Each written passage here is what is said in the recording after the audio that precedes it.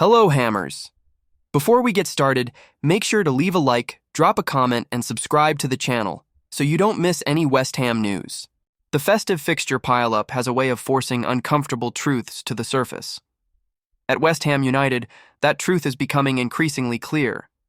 Nuno Espirito Santo may soon have no option but to turn to his academy, and one name in particular is making that decision almost unavoidable. George EARTHY is no longer knocking on the first-team door. He is standing directly in front of it. With matches arriving relentlessly over the festive period, squad rotation is no longer a luxury, but a necessity.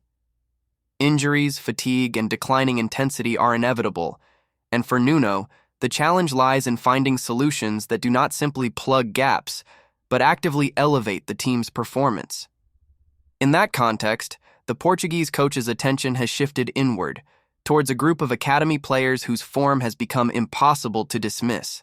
West Ham's upcoming Premier League meeting with Fulham feels like a natural moment to explore alternatives.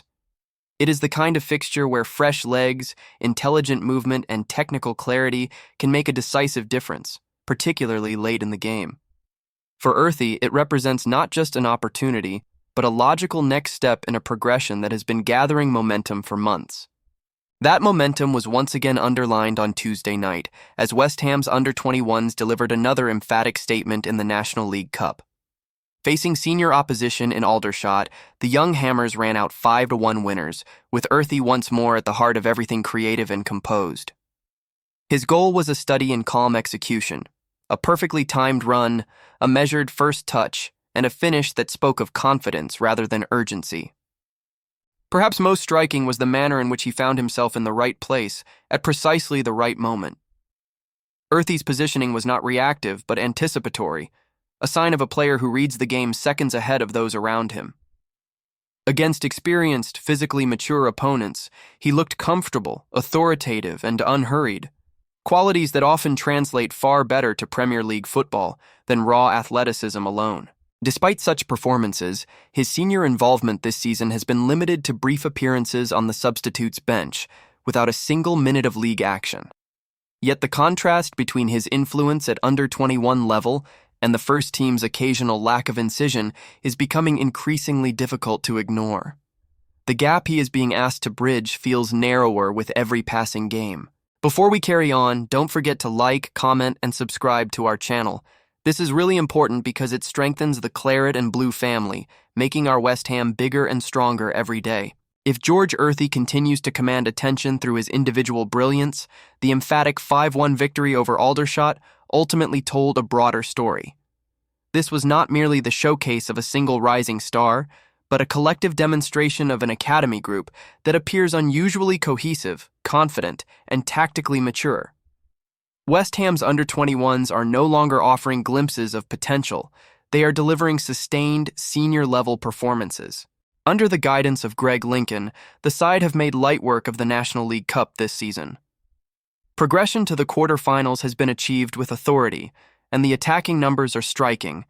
13 goals scored against senior opposition, including Woking, Sutton, Truro City, and Aldershot. Such returns are not accidental.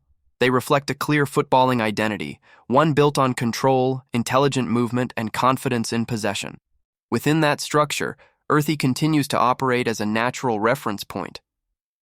His goal against Aldershot carried the same hallmarks seen throughout his recent run: composure under pressure, awareness of space, and an instinctive understanding of timing. Against Truro City, it was a glorious solo effort. Here, it was restraint and precision. Different goals, same message. He is playing at a level that increasingly feels beyond under-21 football. Yet what perhaps strengthens EARTHY's case most is the quality surrounding him. On this occasion, the statistical headline belonged to Lewis Orford, whose performance was nothing short of outstanding. A goal and 3 assists, including the early delivery for Josh Ajala, underlined a player capable of dictating matches from midfield. His prematurely ended loan spell at Stevenage says little about his ability and far more about circumstance. His readiness for senior football now seems beyond question. Alongside him, Preston Fearon added another layer of dynamism. 2 assists, Relentless dribbling and a fearless approach in 1v1 situations offered a reminder of how disruptive his profile can be. It was no surprise that Jared Bowen has already spoken publicly of Fearon as a special talent. In a first team often short of unpredictability, such qualities are increasingly precious. This collective strength is what elevates EARTHY'S performances from promising to persuasive. He is not operating in isolation, nor carrying a struggling side. Instead, he is thriving within an ecosystem that values technical intelligence and shared responsibility. Players like Callum Marshall, Josh Ajala, and Aretas Golombekis all contributed to a performance that felt controlled rather than chaotic, even against seasoned professionals. That context matters. Facing a well-drilled Aldershot side managed by John Coleman, the under-21s were tested physically and mentally. They responded not with caution, but with conviction. As Lincoln noted afterwards, playing under lights in a stadium environment and against senior opposition offers experiences that training alone cannot replicate. These are not symbolic exercises. They are practical rehearsals for the demands of men's football. In that sense, EARTHY has become both a product and a symbol of a wider academy resurgence. His development mirrors that of the group around him, and together they present the first team with something increasingly rare in modern football: internal solutions that feel authentic, prepared, and aligned with the club's values. The argument for integration is no longer built on sentiment. It is grounded firmly in performance. Before we carry on, don't forget to like, comment, and subscribe to our channel. This is really important because it strengthens the Claret and Blue family, making our West Ham bigger and stronger every day. There are moments in a club's life when football stops being merely a sequence of fixtures and results and instead turns into a mirror. Sometimes flattering, often uncomfortable, but always revealing. West Ham United find themselves at precisely such a juncture. Amid an uneven campaign, lingering doubts within the senior squad, and a relentless calendar that offers little mercy, the clearest answers have not arrived via the transfer market or tactical reinvention. They have come from within, quietly, consistently, and most clearly through the composed figure of George EARTHY. What EARTHY represents at this point transcends goals, assists, or his visible superiority at under-21 level. He has come to symbolize reconnection, a subtle but powerful thread linking the modern West Ham, shaped by financial realities, league survival, and competitive pressure, to its deepest-rooted source of pride, the belief that footballers should first and foremost understand the game. Players who think before they sprint, who see patterns before chaos, who value decision-making as highly as execution. Anyone who regularly walks into the London Stadium senses the unresolved tension between past and present. The scale and modernity of the venue still sit uneasily alongside the living memory of Upton Park, its tight stands, its oppressive noise, its intimacy. That tension often manifests itself not in anger but in yearning, a desire to feel recognized, reflected, represented. This is why academy players resonate differently. When a young footballer steps onto the pitch who has grown up within the club's ecosystem, the crowd does not see just potential. It sees continuity. It sees someone who understands instinctively what wearing claret and blue demands on cold nights, under pressure, when confidence is fragile and courage is required. EARTHY fits that mold. Not because he is vocal or demonstrative, but because his football speaks the same language as the club's memory: calm, intelligent, purposeful. His presence hints at something supporters fear losing in the modern game, a sense of belonging that cannot be bought. Young players are often framed as risks or projects. In West Ham's current context, that terminology feels outdated. What the under-21s have demonstrated, particularly against senior opposition in the National League Cup, is not experimentation, but preparation.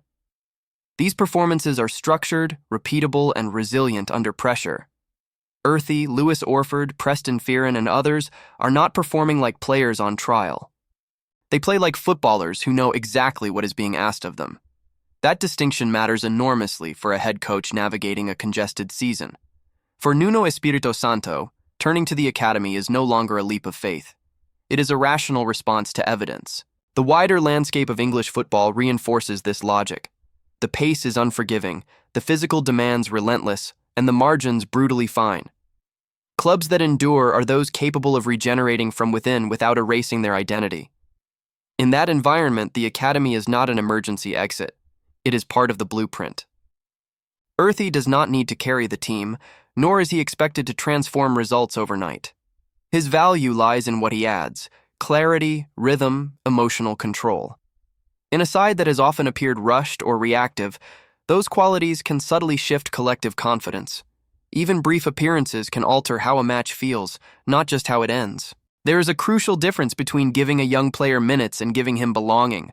Supporters sense it immediately. Token substitutions are met with indifference. Genuine integration changes the atmosphere. EARTHY'S demeanor suggests he belongs already. He asks for the ball, finds space naturally, and plays without the visible anxiety that often betrays inexperience. Ironically, this lack of fear is exactly what pressured teams tend to lack most. If West Ham commit to integrating such talent properly, through trust, repetition, and public backing, the reward will extend beyond tactics. It will reforge an emotional contract between team and crowd. One built not on slogans, but on recognition. Modern football relentlessly attempts to flatten distinction. But some clubs resist, not through trophies or wealth, but through memory. West Ham United are one of them. Their history is not defined by domination, but by influence, by an idea of football that values intelligence, expression, and authenticity. EARTHY does not carry that history alone, yet he moves within it.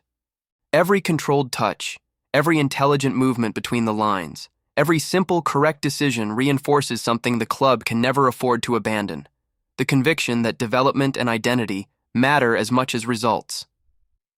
Perhaps the season will not culminate in silverware. Perhaps the road ahead remains uneven. But if, in retrospect, supporters can say they witnessed the emergence of a generation that understands the club, not just its tactics but its soul, then something essential will have been preserved. For West Ham, preserving identity has always been a form of victory, and in players like George EARTHY, that identity feels not nostalgic, but alive. So that's all for today, folks. Thanks for watching. Don't forget to like, leave a comment, share, and of course subscribe to the channel for more. Take care, and I'll see you next time.